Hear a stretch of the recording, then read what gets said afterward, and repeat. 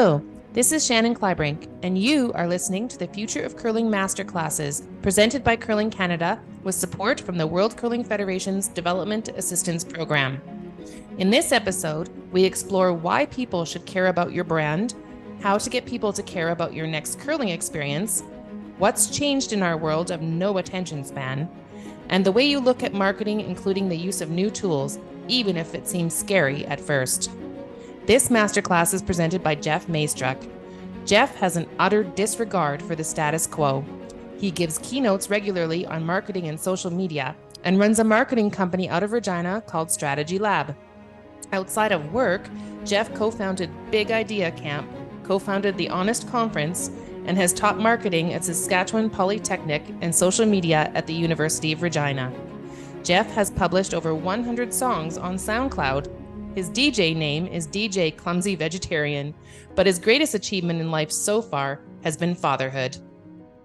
Hi, I'm Jeph Maystruck. I'm from Regina, Saskatchewan, and I am the Chief Interrupting Officer at Strategy Lab Marketing.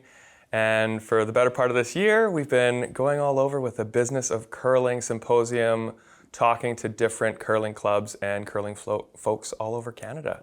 And I gotta say, I've been loving every minute of it. This used to be called Stop Selling, Start Caring. But what we found is anybody that's running a curling club right across Canada, they already care. That's not what I want you to think about. I want you to start thinking about this phrase, that'll never work. Think about that. I actually stole it from Mark Randolph. If you've never heard of him, that's okay. He's one of the fellows that founded a little old company. I don't know if you've ever heard of it. It's called Netflix.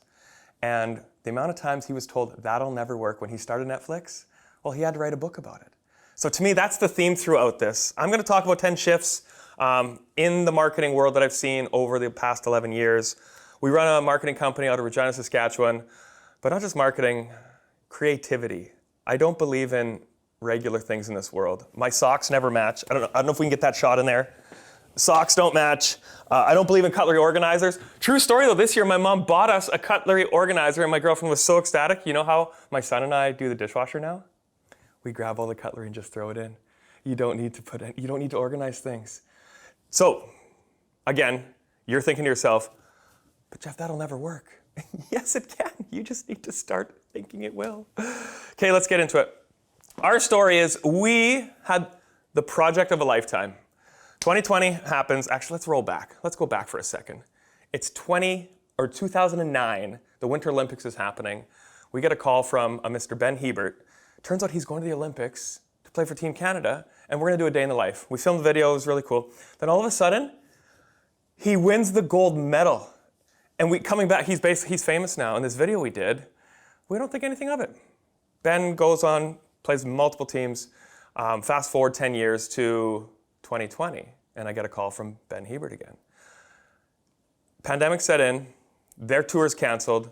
They're not going anywhere other than in Alberta and BC. And they basically need to change their sponsorship and flip it on its head and do everything different. And so I still remember where in Regina I was when I got the phone call because I was so excited about it. I was in Victoria Park with my daughter at the time, and it's Ben. So it's, hey, well, we need you to stream our games. We need sponsor videos. We need to do commercials for all the people we've been working with. And I literally just say, yes.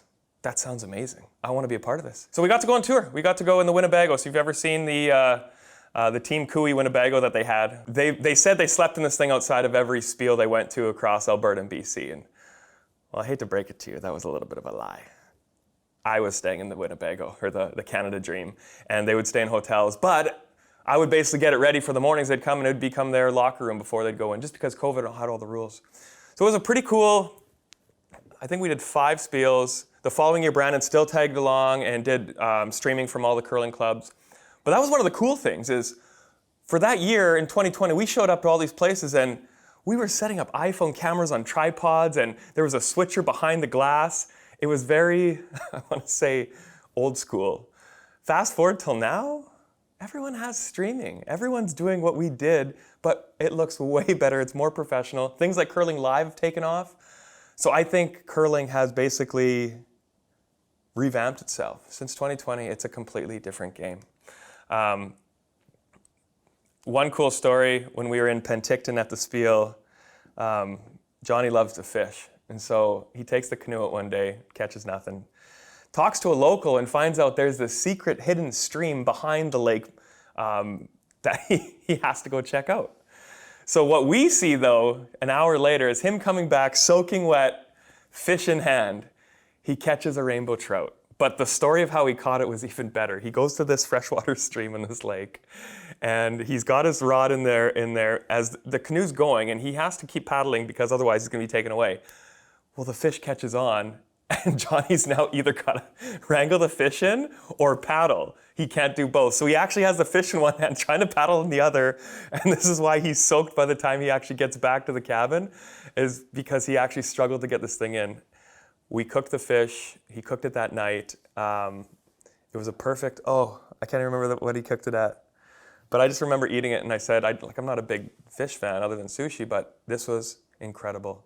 That's what it was like on the road with these guys. It was, I can't say enough good things. It was too fun. Like the amount of laughs, the amount of jokes that they'd have, and the amount of times they'd just go out to eat and say, yeah, just come along, just hang along. Or the one time we were in Banff when Cooey's, one of his briars where he had that crazy shot to win. That game was on while we were in this restaurant. You could see people around us looking, being like, is that the guy from TV here? And it was. Real quickly before we start, this is the tweet from Mark Randolph. He tweeted this on April 14th this year, 25 years ago to the day of launching Netflix. I had a moment of just pure excitement for him, for doing something that no one thought he could do. And I think there's some power in that. And what we do in the marketing world, I think, is we create something out of nothing. And that, I think, is something magical. And I do think doing things that other people say you can't do, or that you shouldn't do, or that won't work, that's what life's about. It's proving people that, no, we can do impossible things. So please, a couple times you might see things or be like, Jeph, I'm not going to chat GPT this. Stop saying that! You have no idea, it might actually work. Okay, WWGD, what would Google do? Not the other one. First things first, I have to kind of take you back to, at StratLab, we get the opportunity to see the back ends of every website we've ever built. So I have the access to roughly 400 or 500 website backends, and I see what traffic happens. One of the biggest things, everyone jumps, we need to social media. We got to get on social. We got to social media Look at your traffic. If you actually looked at your traffic, you'd probably realize that Google dominates where your traffic comes from. So before you jump into, you need to Facebook, we got to do that, maybe take a step back and ask, how are people finding my website and what are they doing there? And you're going to be pretty surprised that Google is still one of your best friends of getting traffic to your website. And now, not all websites are the same either. If you think about that, there's only 10 search results. So what you do in your website for the next little while matters a lot. There's a whole bunch of websites I want to show you. And immediately, without even looking at it for a couple seconds, you can get the feeling of a website just by glancing at it for a couple seconds. Our brains make up our minds literally within milliseconds of seeing something. So when you have too much text or there's too much writing, our brain goes, I can't, I don't want to do it. Analysis by paralysis. Paralysis by analysis is one of those two. Basically, you want to start not by overwhelming people and being very, very cautious with what you're putting on. If you need to have text, make it smaller, make it at the bottom somewhere, have some photo in there. And now, you don't need to hire Ansel Adams here to come in and take photos. What you actually need is somebody that really understands an iPhone camera. I know, the photography truists out there are going to hate me for this, but your iPhone can shoot very, very nice photos. Start trying to shoot more photos. Or better yet, have a photo of the week with the club and give somebody a free burger every time they send one in. So don't overthink this. If anything, I've always said, people don't come back to the website for the design. They may avoid your website because it's not designed very well, but they're coming back there for something. So ask them, what are you coming to my website for? Is it the schedule? Is it to understand how to register? Is it to figure out what I want to put my kid in? Ask your people, what are they using the website for? You'd be surprised. Full width images look good. The more images you're going to have, the better. Rarely do we ever go to a website and be like, there's too many photos on here. Get me out of here. No, nobody says that. So put photos on there and new photos. There's no excuse not to anymore. Take it to the next step now. Get it to the point when people see your homepage, they go, oh, cool. Where did you get that photo from? If you can keep that up. And the other one, I stole this from when I was president of Regina Volleyball Club.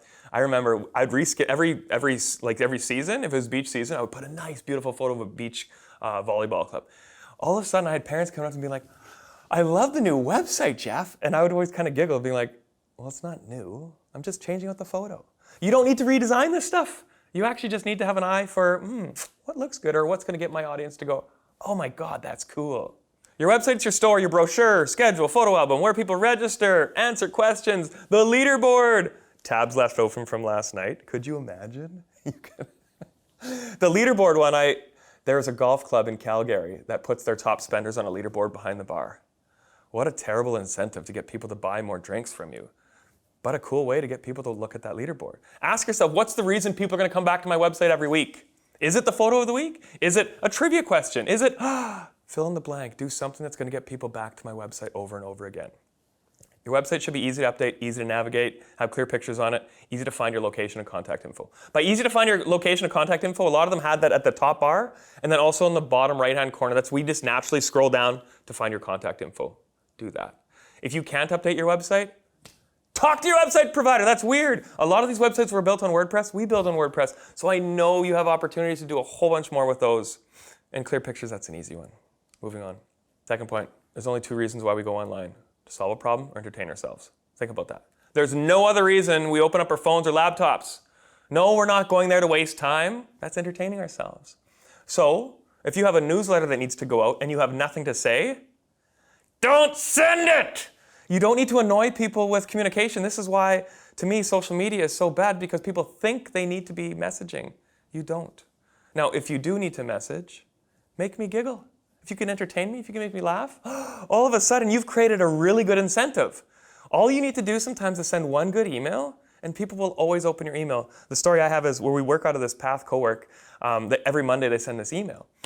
And Sarah, who writes them, she's a comic genius. I will laugh out loud at times. And there are some that are inappropriate, so I won't share here. But sometimes I literally have to go tell her in person, Sarah, this is so funny. Thank you for making my Monday. And then what happens? Every Monday I have to open up that email because I'm like, I wonder if she's going to send me another joke. Your website doesn't have to be stale anymore. Your social media doesn't have to be just for communication. You're allowed to have fun with it.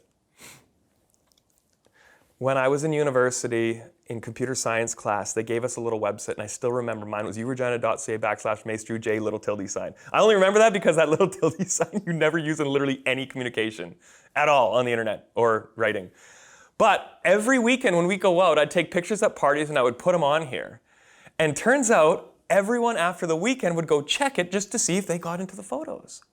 If you can create a reason for people to come back to your website regularly, you've done your job. But that takes a little bit of work. You're going to have to update something. You're going to have to do something. Or you can just do fun things like this. This is on John Cullen's website, actually. At the bottom of the article from one of the slams, it's, and the early Curses for Kids leader, it's Jason Gunlingson with $30. We'll see how well the ladies fare with the swear jar for the Sandra Schmirler Foundation in Calgary. If you're not familiar with this, on one of the broadcasts, we're familiar, swearing happens every now and then. Well, John Cullen had this brilliant idea of fining people, and it's actually going to a great cause. And there was also some talk of Ben Hebert prepaying for some of his swearing that he knew he was going to do. But it's doing stuff like this that gets the audience to go, oh, they're cursing? Oh, they're getting fined? Oh, it's going to a great cause? Wow, brilliant. And a good way to keep me on your website to go, oh my God, that's funny. If you go to the StratLab website and you type in the wrong URL, this is our 404 page. Every website has them. There, if nothing happens, this is where you go. And for ours, we have, it's a little graphic. Carter, our brilliant developer. This is actually an image that moves. It says, we're never going to give you up. We're never going to let you down, but the page you're looking for is no longer around. It's a rickroll. I was very proud of it when he came up with it, but it's one of those moments of, yeah, you could just say, hey, you can't find this page, goodbye. Or you can try to make people giggle a little. I'm always on board with trying to make people giggle a little. If you watch the Masters this past year, I've never seen anything like it.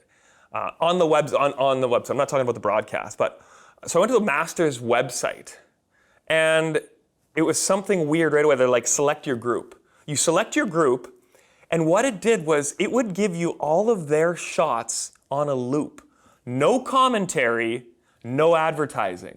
I know. I told this to my brother who works in internet support at SaskTel, and he's like, oh, it's got to be ad support. And I was like, no, it's not ad supported. So what is going on here? The Masters are actually trying to keep you on their website to show golf in a different way. My girlfriend even said, this is actually the best way to watch it because you don't get the annoying talk. You hear shot after shot and you see your favorite golfers. Never seen anything like it. I watch F1 on my app on my phone. And even then, I think these guys did it even better. They have network problems all the time, so it's terrible. But the whole idea of watching a sport on your own device, on your own will, that is the norm now, so get used to it. And if you want an example of how to do it the best, I think the Masters did it. If you're going to be online, remember, if you're not solving my problem, entertain me. And if you want some entertaining tweets, Brad Jacobs is a great follow. If you look at what he tweeted here, many have asked why I stepped away from men's curling. This is why. Hashtag rock bottom. Hashtag still not over it. Hashtag can't sleep. Hashtag too strong. Hashtag true story. Lone win versus Canada 2013 against Brad Jacobs. He doesn't take himself too seriously, and you can see with his audience. The second you try to convince somebody of something, the second you get serious and you try to be the principal of the internet, you're not going to have a very good time. And there's example after example of people trying to tell other people what to do and what not to do, and it just never works out well. I don't want to show those examples. I'm sure you can go find them if you really want to. Now, if you're not familiar with memes, it's basically a way to communicate an entire story or a punchline and a joke in an image. You see them all the time now. Brands can do them. Organizations can do them. You could do them. All it is trying to make people realize what you're going through in your situation. And this one, me waiting for the Briar to start, and it's the it's the Pablo Escobar. You can't be the Savannah Bananas, but you can sure try. People don't watch a sport. They want entertainment. We say we're going to a hockey game, but really, we want entertainment. We say we want to go watch curling, but really, we want to be entertained. If you've never heard of the Savannah Bananas, there's a trailer I want you to watch. But not just this trailer. There's actually, if you look it up, there's a 20-minute doc on how they started. They're the weirdest baseball team in the world, but they also sell out crowds all over the place. And this past year, they did a tour of the United States. It's not baseball, it's entertainment. It's like Cirque du Soleil got drunk and created a baseball game. But it's incredible. There's elderly cheerleaders. There's different rules, like if a fan catches a foul ball, you're out. So people freak out about these little moments that have changed the game of baseball. Now, I'm sure a lot of people, the truest of baseball, would say, but this isn't baseball. You're tainting the sport. But the problem is, in Savannah, Georgia, it's not a baseball city. You were never going to launch a baseball team and try to do traditional baseball there. That won't work. See, I even used it. The greatest show in sports is actually a show. It's a production. Now, if you watch the 20-minute doc on this, I think they were smart from the get-go. And you hear the struggle of when they took over the baseball team, nothing was in the stadium. It was gutted. They didn't have a name. They didn't have a logo. They had nothing. But right away, the owner said they want to involve the fans. The first thing they did is they got on the radio and said, we need your ideas. We want to name our team. We want you to name our team. And the funny part I always say is they may have had the name and logo right away. But what they wanted to do is involve the fans so they could be a part of it, so they felt like they could be a part of it. Watch the doc or watch the trailer and understand that just because someone has done a sport like this doesn't mean you have to. You can change. You can go outside that box. It was in grade 12 before our volleyball games. I would get on the microphone and it would be, ladies and gentlemen, boys and girls, children of all ages. And you could see people look like, what's this guy doing? Is he crazy? No! We wanted to put on a show. The very first one I can remember would have been in grade 8. We had a really cool pump-up song, and it was our pep rally, and we draped a big banner in front of a change room, and a bunch of us grade 8 boys ran through that banner and kind of stumbled because, well, it was tough paper. But it was this moment of a pep rally, getting people excited. It was different. It was entertainment. People want entertainment, not a sport. Traditions are started when someone tries something new and it sticks. But the key is you have to try something new. Think about that. How do traditions happen? Somebody went on a limb and tried something. Somebody did something different, and somebody else said the next year, oh my God, we need to do that again. This was when Bobby was telling me about his cheeseburger spiel. Never heard of a cheeseburger spiel? Well, it's a spiel where at 1 o'clock, $500 worth of McDonald's shows up, so you're going to want to be there. He said that when he ran this, he didn't need to market it because everyone that saw it was happening signed up because it sounds fun. If you can figure out a way to run something where you don't need marketing and advertising, you've done it. It's the purple cow effect. It's the Seth Godin book. But the analogy goes, and I'm from Saskatchewan, so you see a cow, you don't see anything. We see them all the time. It's not a big deal. But if you see a purple cow, you have to talk about it. You have to remark on it, which makes it remarkable.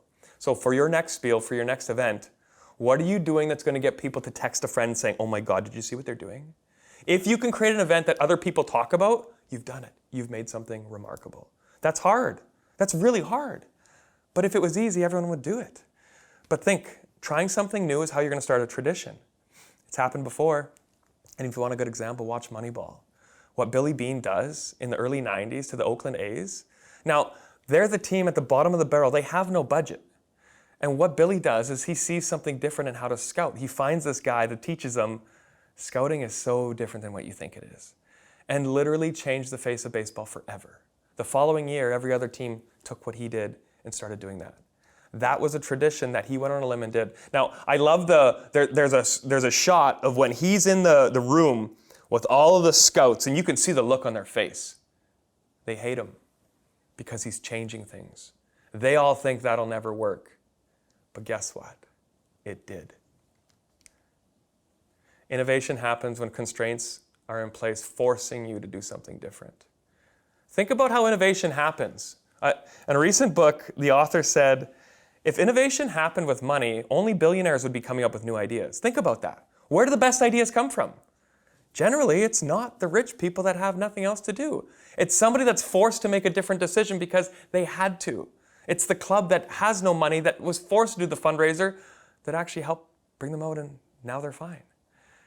You don't want to have all the things in the world. You don't want to have all the options in the world. You actually want to be in a constrained box to say, oh my God, we need to plan out of this somehow.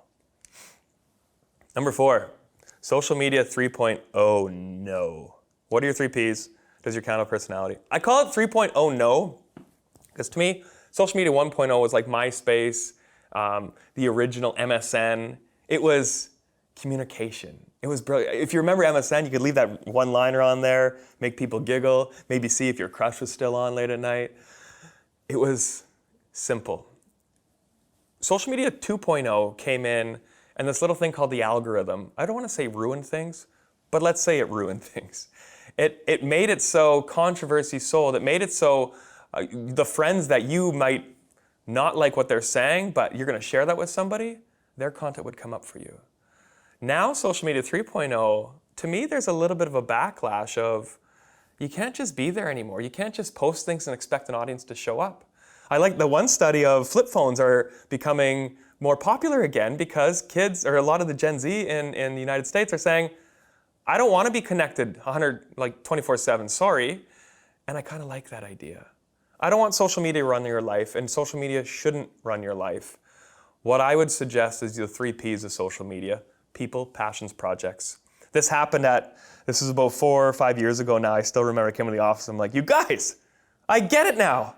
And my business partner rolls his eyes like, 7 years in and you finally get it. I'm like, yeah, it's people, passions, projects. Go look at your favorite accounts. Go on Instagram right now. Go look at your favorite accounts. I guarantee there's some form of people, passions, and projects. And they change it up. And so when we try to help people with social, it's, well, what are your 3 Ps? What do you mean? Well, do you work with people? Yeah, we have some people. Do you work on anything you're passionate about? Oh yeah, we do some work in the community. Cool. What do you actually do? Oh, we're a construction company. Cool. Now you have 3 different themes of sharing, and what I don't want you to do is be the hairdresser in my city. There's a hairdresser that posts the same thing every single day. It's just backs of heads. Well, guess what? We know what you do already. You don't need to post that. What we want is the behind the scenes. We want to know what you're like on a day off. We want to know what you care about. We want to know your hobbies. The best way I've had social media explained to me is, what are you bringing to the party? And by party, I mean, what are you bringing to social media? A lot of people think social media is this place where people want to hear from you and they're expecting to hear from you. That's like going to a party and having people going to show up and just want to talk to you immediately. No. If you just show up to the party and sit in the corner and talk about yourself and say, look at me. Oh, look at how bad my day was. Oh, can people come and console me? You would never talk to that person. So go back to your university days. Who's the most important person at the party? Who? The person that brings the keg, because they bring the most value to the party. Who's the second most important person? Well, I'm a foodie. So it's the person that brings the charcuterie board. If you bring the most value to the party, people are going to automatically like you. So when it comes to your social media, what value are you bringing? Are you helping people? Are you encouraging others? One of the simplest things you can do is find an organization or someone you like locally, shout them out, say something nice. Do the opposite of what most people do and get critical. Do the opposite. Be the angel's advocate. I know we jump on being the devil's advocate all the time, but I love, love, love the idea of next time someone gives you an idea, your automatic idea is, no, not going to work. Criticize it, right? Try the opposite. Be the angel's advocate. Try to figure out what is right about that idea that you could champion, that you could have. Back to the party. If you still don't know what you're going to be doing on social and you have nothing to bring to the party, that's okay. Just like in life, you can show other people that you're interested in them by being interested in them. And how do we show we have interest in people? We ask them questions. We show up in the comments. We leave emojis. We say, oh my God, it's a nice pic. Where'd you get it from? We actually talk to people. When you think social media is all about what you post, no. You can grow an account literally this afternoon by following people, interacting, and talking to them. I know that's hard work, though. You can't just set it and forget it, but that's what social's about. If you're going to go to the party, you may as well try. You may as well focus. You may as well do something that's going to provide value. And by value, that could be a contest. That could be having fun with folks. That could be a frequently asked questions episode. Or it could be posting about your daughter. Here's a cool moment when Brent Lang, he saw Roland tweeted, "Someone needs to tell the Canadian audience it is not in the spirit of curling to applaud or cheer for a bad shot." So Brent comes in and says, well, this is an interesting point of discussion. Why is it not in the spirit of curling to cheer when the opposition misses? And I'm not saying you're wrong, Roland. I'm just curious as to why it is, okay? And so this is what social media is for. Now Brent's played at the highest levels. So he knows, just like every other sport in this world, you're going to get booed. That's not a bad thing. That's fans being passionate about the sport. That's if your rival team misses a shot, I'm sorry, but I think that's a normal reaction. But this is cool. He's not jumping on it either. He's not trying to debate it. He's just saying, like, he wants to have a discussion about this. This is what I like the internet for. It's not just, here's the law and go. It's, oh, well, that's interesting. I disagree. Why? That tweet alone had 57,000 views. Incredible. Don't overthink your social media strategy. It all comes down to your 3 Ps. On top of that, we teach a class on social, and I think the number one response we've got from people is, I didn't know that many people wanted to follow me. One of the first things we'll recommend on social is find local people that are like you. So if you run a curling club in Chilliwack, you best be following every other curling club in BC and Alberta, every single one, and like their stuff, engage with their stuff. After a while, if someone's been liking your stuff and talking to you, you're gonna follow them. It's the Mr. Rogers, the more you know about somebody, it's hard not to like them. The more they show up, the more times they see you liking stuff. And I know this for a fact because we've got sales before when someone would say to my business partner, oh yeah, you've been liking our posts on Instagram for a couple years now. Duh, that was my sale. It's the new cold calling. You wanna grow your club? You can go door to door if you want. You can get on the phone if you want. Or you could start following people in your community and showing how fun it is. And then do a new curling night or do the 24-hour bonspiel. Ooh, might be doing that in Regina this year. Do something that gets people to go, oh, I didn't know you guys did that. Cool, I want to show up. Again, people, passions, projects. This one, there's a few curling shots, but actually it's more of Rachel's life about riding stuffies at the mall. And then Brad's always good for some funny ones. Currently, I'm at EJ's house watching EJ on TV while drinking EJ's beer. That one got 21 retweets, 1,600 likes. Again, don't take yourself too seriously. Doing giveaways can work really well. We always recommend doing giveaways. Yes, it can gain followers, but what it says to your people that are following you is, we appreciate you. It's subconscious. I like doing these regularly just to show people that there's a reason to follow us other than just showing our cute pictures of Ben and Brett. Try it. Some people are, once they hear this, they're like, well, we don't know how to, I don't know if we're allowed to, I don't know if we can. Do something simple. There's a really easy one, and I don't want to recommend it because I want you to support a local coffee shop. But if you have to, you could do a Tim Hortons one because then whoever wins, you could just email them. Or do like I do and give away a book, which we're going to if you share this podcast. And you tag Curling Canada and Jeph Maystruck, I'm going to buy several people an audiobook from here. This is the biggest contest we ever did. It was with Sask Milk. We gave away free milk for a year.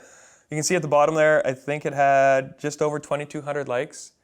There's about 7,000 followers on the account. So that's like, that's like a third of the followers liking that. That's incredible. But again, it's a contest. It's something generous. It's showing people you care outside of, here's my post from this week. If you're not on Canva, download it right now. Stop watching this, get on Canva, and go through a bunch of tutorials on it. One of the best feedback I had from one of my classes was, I didn't know Canva existed.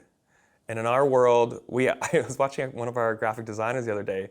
He knows how to use Photoshop and InDesign, but he was in Canva because it's just easy to template things and send off to people.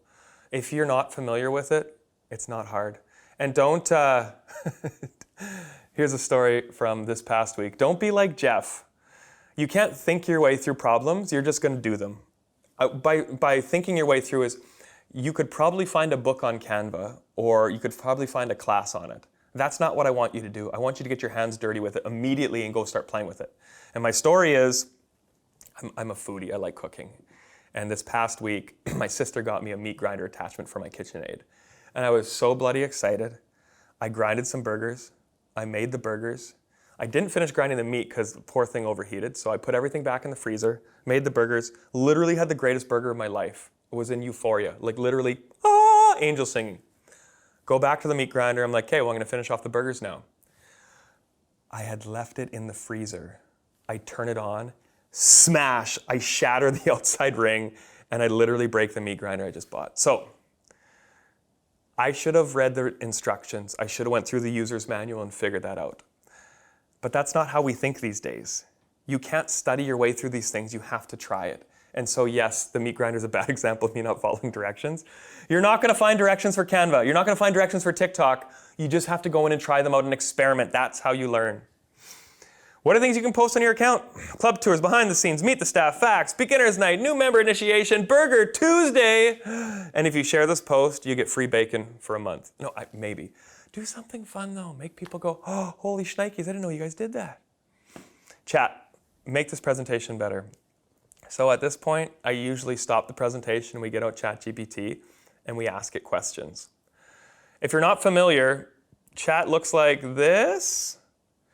It looks like this, and you just ask it questions. And so it's an artificial intelligence model. So basically, they've given this thing mounds and mounds of data, and it's literally smarter than I am for writing things. This is how fast it's been adopted by the internet. It took 5 days to get to 1 million users. It's free, so whatever you're putting in there, they're still using it. And it's the quote of, if you're not paying for it, you are the product.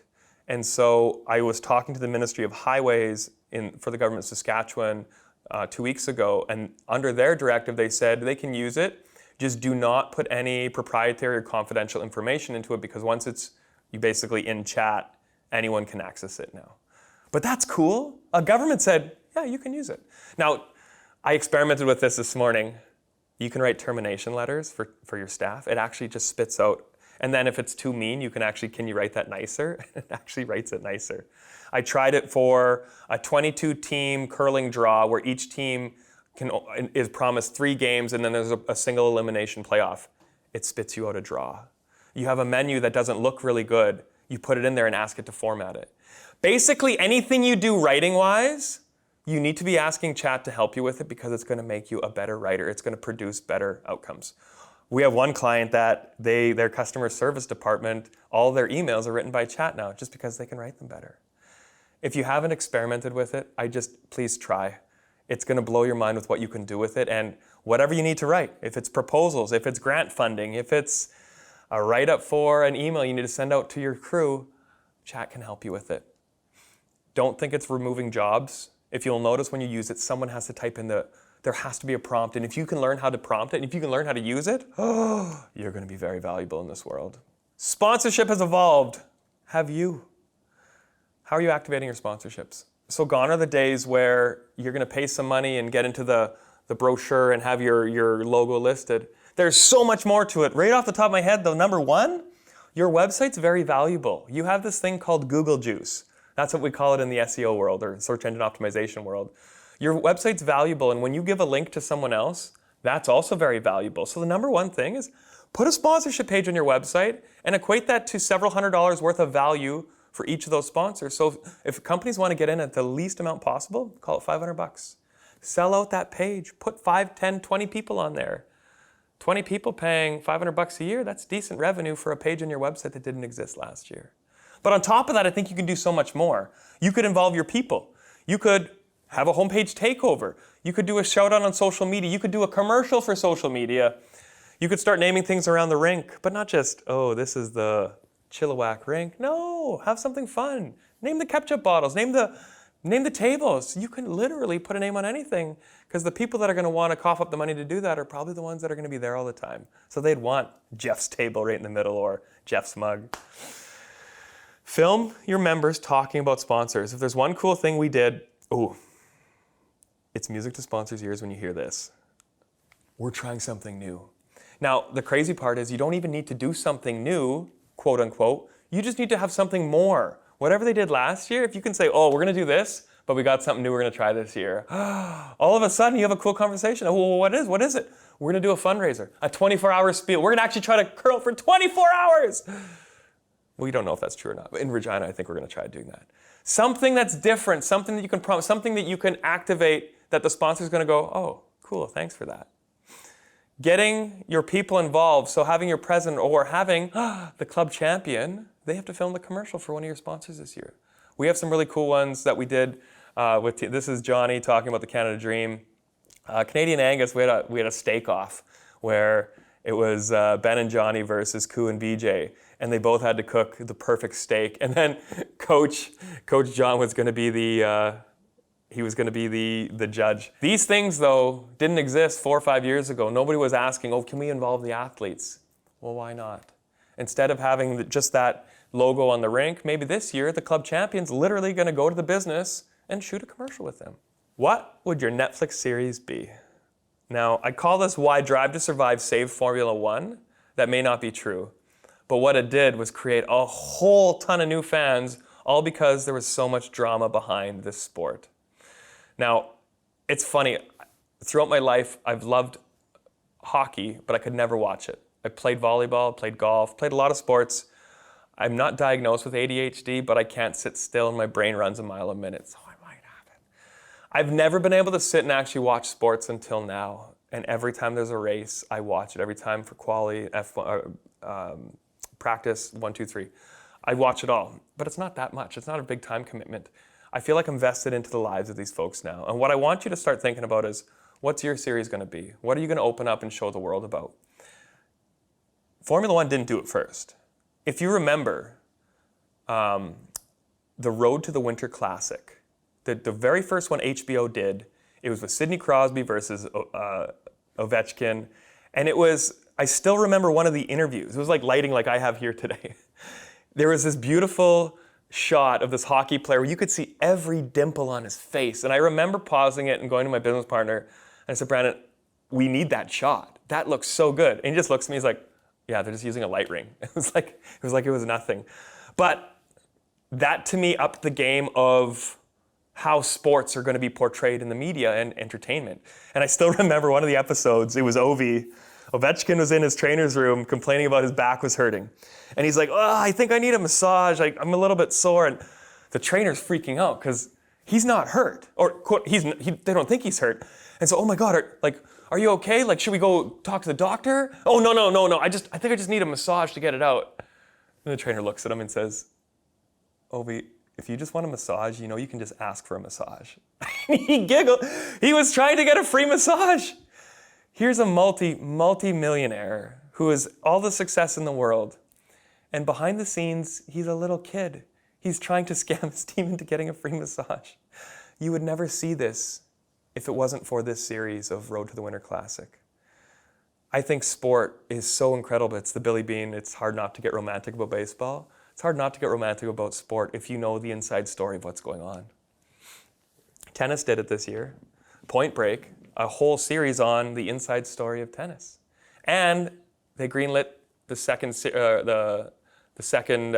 so the second year. So it's like Netflix never does that. So to me, that's a huge success. Next one would be Full Swing, the story of golf, which now with LIV and the PGA merging, this next season's going to be incredible. But again, we know what you're doing. You're golfing. Ooh, whoop-de-doo. It's the behind-the-scenes stuff. It's the struggle. It's falling in love with John Damon, the one golfer with the bucket hat? Everyone loves him on the internet, all because of a series. So what's your series going to be? What's the behind-the-scenes storyline that you're going to talk about? For myself, I want you, encourage you, if you haven't watched Drive to Survive, you can watch the trailer or go to Netflix and watch it. It's something I've never experienced before and something that's so cool that now I have to watch every race and I'm completely involved. But there's reasons for that. The reasons I think Drive to Survive was such a success, they show the struggle in the sport. They don't try to cap that. And there's some aggressive language at times and people going through hell and back. That's what we want to see. We want to know what the struggle is. We want to see the life outside of sport. I think the final season was Mattia Benito and the principal of Haas weaving down an Italian countryside in this tiny little car. It's a beautiful shot. Make it easy for me to be a fan. The cool part about F1 is on race weekends, I think I have a couple hours on the Friday, a couple hours on the Saturday, and a couple hours Sunday. That's it. If you're an NFL fan, that's a whole day you have to take off. I don't have time for that. So again, for your sport, and this was one question we had, one presentation was, Jeph, these young kids, they just want to curl a couple ends and have a drink. What do we do? I looked them in the eye and said, schedule 2 ends, serve them a drink. And you could see the wheels turning like, oh, we can change our schedules? You have to change your schedules. That's what the world wants now. Small commitment time for fans and make it easy to watch. Making it easy to watch is easy now. Everyone's streaming it. Every curling rink has the streaming. What you need to figure out is what do your fans want? Is it a small time commitment? Is it showing up and actually being in the rink? Don't know. So lastly, on the Drive to Survive idea, there's a storyline that you're going through in your club, whether you like it or not. And you could say, no, we don't want to talk about any of it. Or you can start opening up about it and inviting the community in to be a part of it. What's your TikTok strategy? And it's not just TikTok. I don't need you to get on TikTok. But when you look up curling on TikTok, there's not a lot of major brands or people. So I feel like there's a huge opportunity. And the folks that are on curling TikTok, oh my God, it's hilarious. I would encourage you to look it up. There are some that we will share in a video, but basically TikTok has just created a much, much, much easier way to create video. And again, you don't need to go download the TikTok how-to guide. What I want you to do is download the app and try, or at least experiment. And if you're really scared about having that app on your phone, go to YouTube and look up the funniest TikToks on curling, and you'll find some there. What it reminds me of, though, is Jeph in an earlier life when someone was like, hey, have you seen this new app? It's going to take out Facebook. What? Nothing could take out Facebook. Yeah, it's called Instagram. Nope, it won't work. I was late to getting on Instagram. I teach this stuff. That's embarrassing. Please, for the rest of your life, never say, oh, that'll never work, and oh, I'll never get on there. You never know. I like my dad sent me the article from the Globe about old influencers, elderly people that are being influencers selling products. Because guess what? We don't want to buy, if we're looking for a product that's made for myself, I don't want to listen to a Gen Zer talking about it. I actually want someone my age. So you never know. Maybe you could be an influencer at one point too. And read this book. Don't be like my dad. Dad, have you read this book? Oh yeah, I know that book.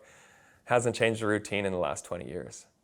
Changing routines, doing things differently, not using a cutlery organizer makes your brain go, I need to think a little. That's a good thing. So don't match your socks one day. Take a different road to work. Do things that make your brain go, oh, I've never seen that before. That's very healthy. Very healthy for us. So what are you trying to do new and different or that you're uncomfortable with? When we redesign our new website, I know I could probably say, no, I need it to look like this. But that would be me flexing my ego to say, I want my way. What I let our team do, sometimes I'm uncomfortable with. But that's a good thing.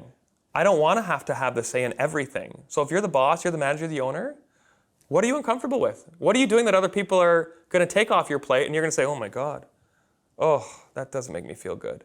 But guess what? You're helping them learn something new. You're helping them do something amazing, and I think that's something to celebrate. Couple left.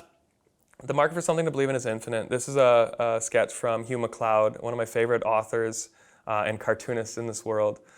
But the market for something to believe in is infinite. If there's one thing that has never changed with the internet is there's new ideas, the new things happening all the time. Even after the presentation in Moncton, a guy comes up, shows me a TikTok of his club curling with beer kegs. And I'm like, see, you're doing it already. But what I mean by something to believe in is what are you doing that's going to catch on? What are you going to do that's new and different? If you haven't watched this, it's on Netflix. It's the And One story. And at one point, And One, the organization, they were giving out 50,000 VHS tapes of their mixtape. And when I found that out, I had this moment of like, we're doing a direct mail campaign with stickers. I'm just mailing, and I thought it was a lot. We're mailing out 10 packs of stickers. Not 50,000. So when you think your task is daunting, when you think you have, oh, that's too much to do, remember, And One. And this was before the internet. They weren't mailing these out. They were hand bombing these to people, anybody that would take them. And it worked. It's a great documentary. I'd watch it. The Rough Riders did it. Early 90s, the team was literally the worst in the world. But remember, when we're at our worst, when we have no budget, that's when we get creative. That's when cool things happen. And what happened out of it, Rough Riders had all these diehard fans that put these watermelons on, like this crazy guy in here. And they would go and they would cheer for this team that meant the world to them just because they were having some camaraderie around a terrible football team. Lastly, the Vegas Knights did it too. If you've ever been to a game, anytime I ask somebody what it's like to go to a game and you can see their eyes light up like, oh, it's amazing. And the hockey's good too. They get in-game experiences to the next level, but that's what you need to do. It's not about the sport, it's about the entertainment and what are you doing for your fans. Lastly, how are you going to outcare the competition? What's your thing going to be? What's your that'll never work? When's somebody going to say that to you? Starting a company in the social media world, we had that a lot. I always say for the first 3 years, I don't think my dad believed what I did. And now when we come up with things like the Honest Conference or Big Idea Camp, we're almost expected to have people look at us and say, well, that'll never work. But we know it does. If we believe in it, we can do it. This camp's been running for 8 years now. It's a high school camp for students that want to learn about business in Regina. And I still remember when we started it. The other funny thing is nobody talks about your failures. Nobody talks about how bad things are or the opposite side. The first year, I think we had like 8 students and it was like a one-day camp. And I still remember people coming after me like, wow, what a success that was. And I'm like, that was a success? You don't define success, they do though. And they only see what goes out. And if you're very positive about it and you're affecting people, people will look at it as a success. Even if you only have 8 people show up. So don't worry about it. If it's year 1, cool. Just don't give up and plan year 2. This is our last year. Yes, you can wear a wig if you're the camp counselor. Someone telling you that'll never work isn't an excuse to stop, so please don't let it. Use it as a feather in your cap. If you come up with something new and people say, oh yeah, that sounds good, that'll work, you haven't gone far enough. You gotta push the new, you gotta do something that someone's gonna say, you're gonna try what? That's it. Stop selling, start caring. You've been a wonderful audience today. But really what it comes down to, try something new and don't be afraid. Thank you for coming to my TED Talk.